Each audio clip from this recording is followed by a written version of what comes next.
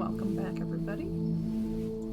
I am still working on getting shape key animation integration. And what that means for anyone new to the stream is there are a couple different ways of animating things. In a 3D game engine, the most common is skeletal animation. And that's where you have an armature that's made up of bones, and when the bone moves, each bone can affect several vertices. So the bones transform is then applied to the vertices transform. That's kind of the most common way, and we've implemented that a while back, a year or two ago.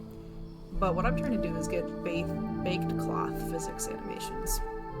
So if you think about a flag blowing in the wind, for example, bones aren't really the best model to visualize that or to simulate that, because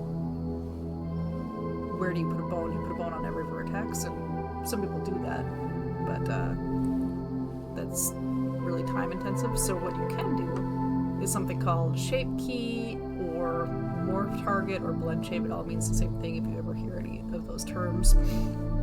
Animation, and you can think of that as every frame of your animation, take a snapshot of the position of every vertex that you are wanting to animate and save it. So essentially you're just saving a copy of the mesh at every single keyframe for your animation. So doing that to get cloth physics simulation baked, because we also are using something called Jolt for our physics, but that seems A, just most CPU intensive, but B, just a little bit more difficult for me to tackle than shape key animation. And I think we're going to want both anyway, baked cloth physics and live cloth physics. So I don't remember where we left off.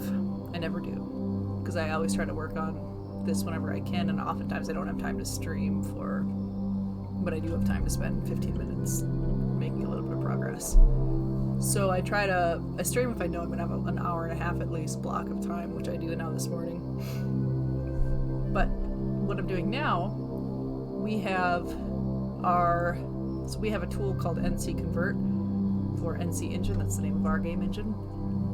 And NC Convert can take FBX and GLB or GLTF and OBJ files and convert them into our NCA asset format. And that just, I can show you here.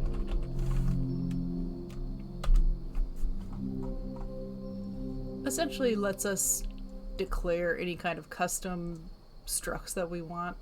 So whatever data structure would be easiest for us to work with, we can declare, and then using ASAMP for our 3D models, which is a really cool tool, we can parse all the data that we need out of the FBX or 3D modeling software scene file into the data that we needed.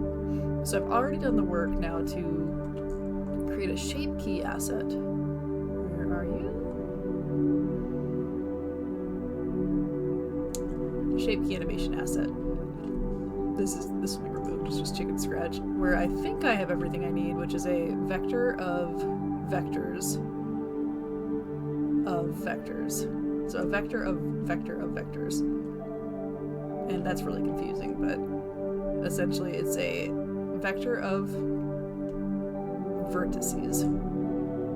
So that you can think of that as a mesh. And then one of those per every keyframe in your animation. Now I've done this shape. It's not exact, so I couldn't find any good documentation on how to do your own shape key animation in OpenGL or Falcon or what have you. So I've just kind of gone off script and thought about it myself, which is kind of fun and refreshing. So if I do have success here, I'm probably going to then write a tutorial or record a tutorial, because it's kind of cool. And it's pretty straightforward, actually, which is probably why tutorials don't exist for it. Either it's too straightforward, or people just don't really do it, or making your own game engine is a dying art. But I've gone off script because there's a lot more data associated with the shape key animation than what I've captured here, but thinking it through, it seems like I only need a vector of vertices over time. Because then if let's say I'm 4 seconds into the animation, I can just figure out there is, let's say in a 10-second animation with 1,000 ticks per second, there are 10,000 ticks in my animation. If I'm 4 seconds in, that means I'm 4/10 of the way through. So I need to get the 2 meshes that are in between 3/10 and 5/10, or the mesh at exactly 4/10, and then just add it to my vertices. So I don't think that I need all of the weights and then the interpolation of the 2 keyframes that apply to my keyframe. I don't think I need all of that, but we will find out why it's there, because maybe I do. So what I like to do when I'm adding a new asset format is get the data into some kind of data structure, so that's done. And then before I add unit tests and polish it and check it in, what I like to do is then take this data structure on the engine side. So this is our asset format. I like to take the data structure on the engine side and make sure that my assumptions are correct. So somewhere, and I've lost it, I hope I can find it.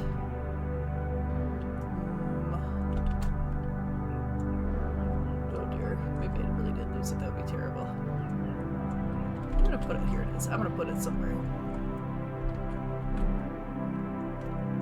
I'm gonna put it right here.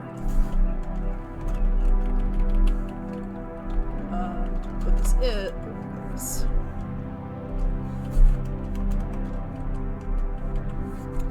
This is a, well, I don't remember exactly what I think I took a cube and I took one of the vertices and I stretched it out and collapsed it and stretched it out and collapsed it or something, so that there are, maybe I just stretched it out. There are 2 keyframes in here, and this is shape key 1 and shape key 2. I believe it was a 416, what is that? So it's only 416 ticks long, and there are 1,000 ticks per second, so it's, what is that, 0.4 seconds, so 400 milliseconds. And, yeah, 400 milliseconds, so it'll be pretty short, but I wanted to do this so that I could actually just hard code this information engine side when I create a new dummy shape key animation object, so that I can then run it through the vertex shader and see if my assumption for the data structure is correct.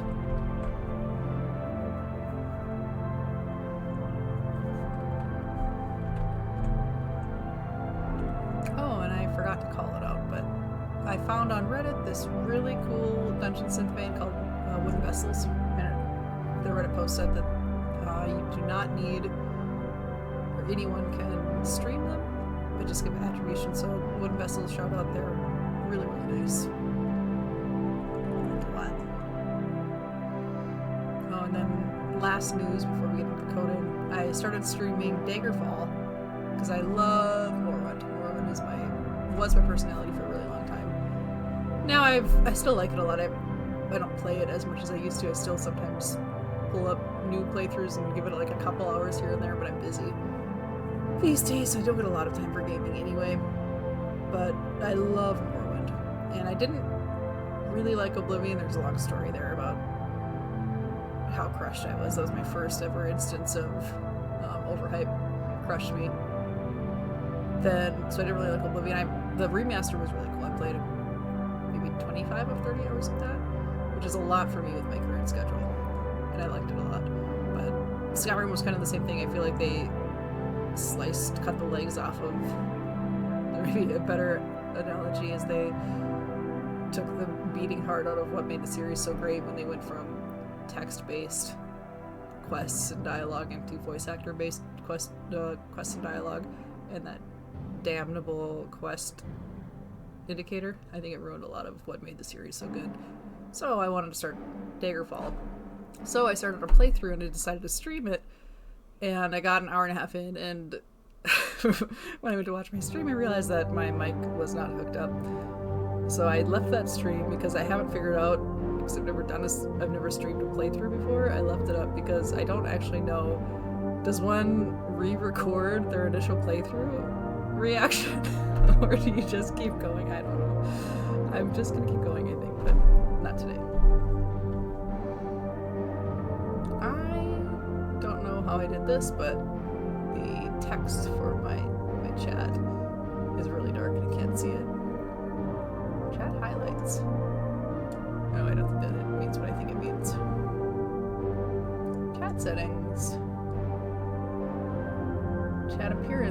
test. Readable colors. Maybe if I choose that, it'll become more readable. What does that mean? Okay, we'll try that. Test. Test 2. I still can't read that. That is terrible. I don't know what I did. Okay, clearing chat. Okay. So, we have our data, sample data, and what I did this morning. So the theory that I've come up with for actually animating with these are in the vertex shader. I'm just going to say, oh, actually first taking a step back, I'm going to create a giant buffer of textures, or I should say an array of textures that is essentially going to look like this. I don't really know what the word stride means. I think it means the size of a single row, but if that's true, then the stride is going to be, if you think about the data structure of a shape key animation, shape key animation has, it has shape keys, and oh, I hate that, and a shape key, go like this, shape key,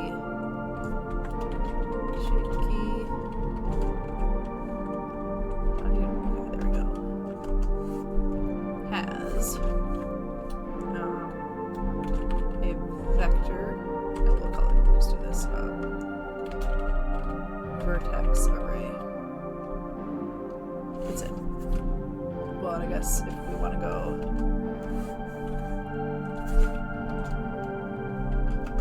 a vertex has position float. No, goodness sake. It has position, we're gonna call it. This should be clearer.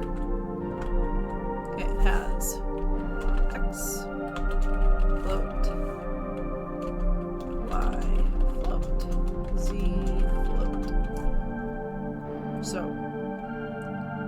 my texture, I decided to save it as a texture because I saw that people do that, and I've always wanted to. I think it'd be so cool to save data that isn't an image as a texture, because I read one time that back before people had compute shaders, and all of like the smooth and nice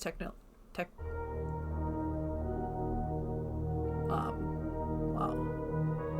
Sometimes my brain just completely leaves my body, but anyway, I had read that back before people had even, I think, programmable graphics, pixel and vertex shaders. What they did, if they wanted to use the GPU to compute stuff, is they would just find a way to represent their data in a texture format and then write to their data, and then I guess they would have had a pixel shader or a vertex shader that was programmable, then use the vertex shader or pixel shader to calculate all the data they wanted, and then write it to the output texture and then just read it from there, which is so cool that someone figured that out.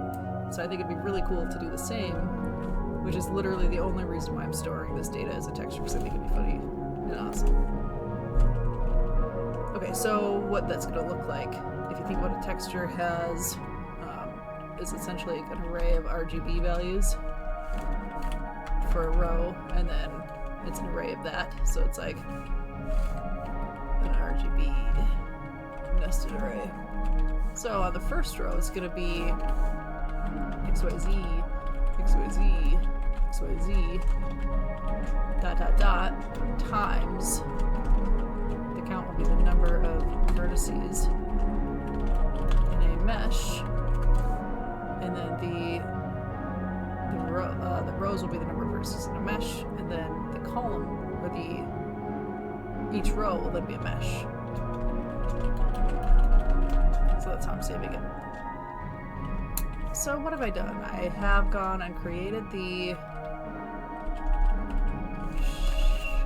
created the texture buffer called Shape Key Cliffs, and this I hard-coded it to 5 for now. Again, once I vet out that the data structure is correct and I'm actually able to hack in animation using it, then I'll go and clean everything up. But I have my texture buffer that can hold an array of textures, and to support this I had to change. We were hard-coded, we had assumed that our textures will always have 4 channels, so RGBA, but for this one I obviously only need 3, X, Y, and Z, so I had to change that a little bit. Then what else did we do? So also to support this, in the vertex shader, to actually animate a shape key, we need to know let's go back to our assets here. We need to know which, so these represent the meshes over time, the mesh positions over time, vertex positions over time. So I need to know which row to look at to figure out, like if we're halfway through the animation, I want to go halfway through this image, and then I want to add, maybe do some interpolation if I'm between 2 rows. Then I just want to add these positions to my vertex position in the vertex shader. And in order to know what index into what column I need, what column being the position offset for a single vertex, what I need is to know which vertex I am. So the vertex shader runs once per instance of a vertex in parallel for a mesh, and this, what do they call this? Semantic. This one shows what vertex ID you have as a unit. And because I used ASM to export the vertices, and then I also used ASM to export the shape keys, the data structure is the same. So a vertex here is the same thing as will be in the same order as the vertex in my shape key animation, theoretically. Then, what else? Oh yeah, so things I'm concerned about. The data structure that I'm parsing, I just touched on this briefly earlier, this data structure is really naive because the real data structure is for every keyframe of an animation, there are 25 shape keys, 1 to 2 of them being the shape keys that apply to that keyframe. Oh, did I say 25? That doesn't make sense. Okay, so let me pull up Blender. Talking through this to you guys, or to myself if I have no viewers today, really does help me think about it. Okay, so what I'm worried about is, am I being too naive with my assumptions here? Because I'm only capturing the vertices here and the vertices here. So I have 2 shape keys. You can see them here and here. And each one is weighted 100%. But what I'm worried about is the actual data structure. It says for every keyframe, I'm assuming in here I'd have something like 10 keyframes. I'm not sure how Blender's coming up with its keyframes, so I've kind of ignored it. But let's just say that Blender calculated that I have 10 keyframes for this animation action. For each of those 10 keyframes, I would have 2 shape keys, and I would also have a vector of weights that correspond with the indices of the shape keys. So I would have a vector of size 2 of weights, and in this case, the weights are for each of the 10 keyframes in here, how much of the, first of all, values and weights. So if the value is what shape key are we looking at for like this keyframe, keyframe 4, what shape key are we looking at? We're looking at shape key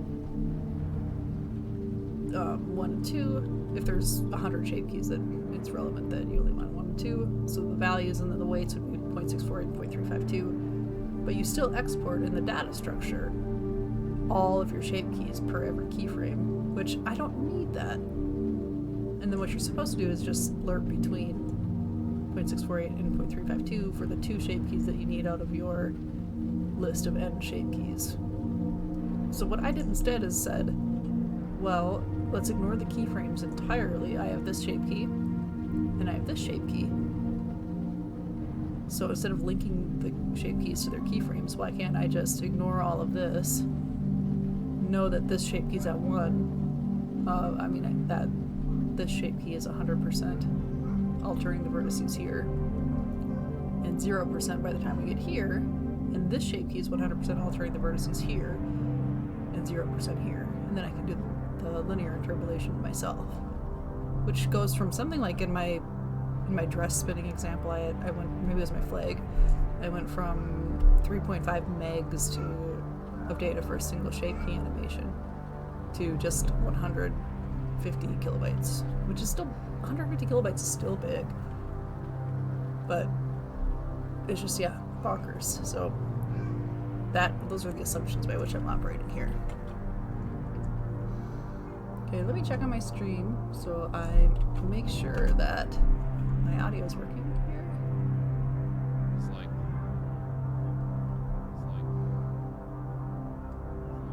Okay, it appears to be.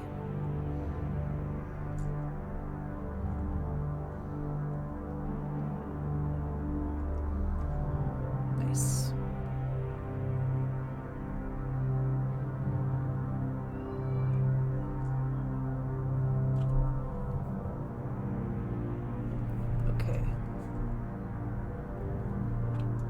So let's see now. We have our shape key animation. We have the, oh, maybe I didn't mention this, but no, I did.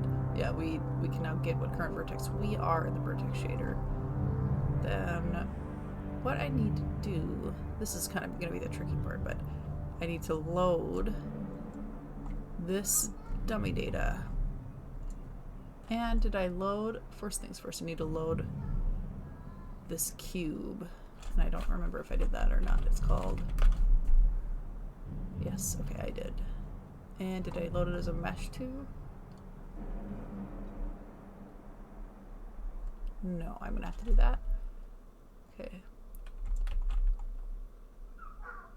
So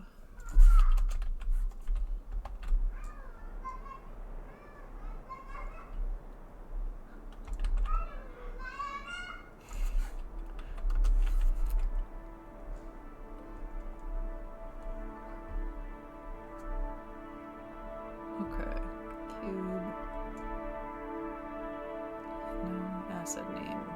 What is the asset called? Just called cube? We'll try it. Okay, let's... So the way that our manifest works, I have different resource types, and mesh is one of them. Shape key animation is what we're adding now. So we specify what the file is, so we throw the file in our raw folder, specify what the file is called, specify if there are any sub-resources within it, what we want to actually extract.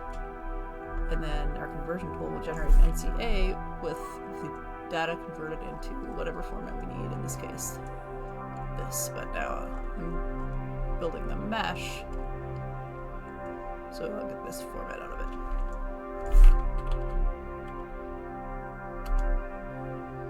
Resources we want sample. Okay, so the other thing that worked. The other thing I'm worried about is we downloaded Arseny Kapulkin's, I am sorry if I butchered your name, really, really cool tool, Mesh Optimizer. And what it does is I don't exactly know how it does, but what I know is functionally it shrinks your mesh down quite a lot. It kind of compresses your mesh, and can remove vertices and rearrange vertices and indices if it needs to, but somehow doesn't give you any visual impact whatsoever. So it looks exactly the same, you just have much smaller meshes. So it's a really cool tool, but what I'm worried about is, does it rearrange the positions of the vertices? If it does, then obviously our one-to-one match isn't going to work. Let's install that just to get that out to our install folder. And if we go to... Oh yeah, my husband just built a really cool thing where previously it was kind of a pain. Once you import the asset, you have to add it to so it exists now as an NCA, but then you still have to reference it in the C++ code. But my husband built a tool that generates C++ code automatically to include the asset. But I keep forgetting how to run it. So I gotta take a stab at that, and that way I could reference the mesh that we're testing here in our scene without having to write it into C++, and that's cool.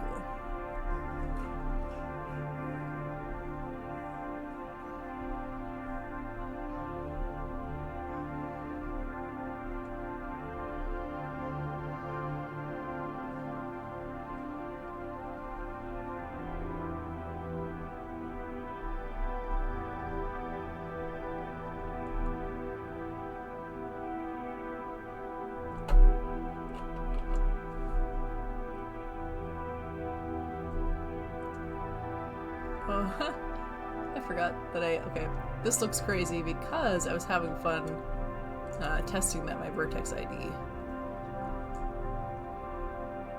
is working.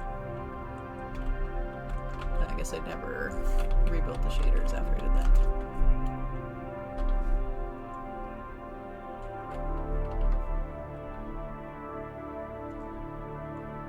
There we go. So this is one of the things I'm going to try to animate, or to get shape key animations for. This person's spinning and her dress. I don't think, I wonder if I put, I think all of that is shape key animation. Never mind. Okay, so I need to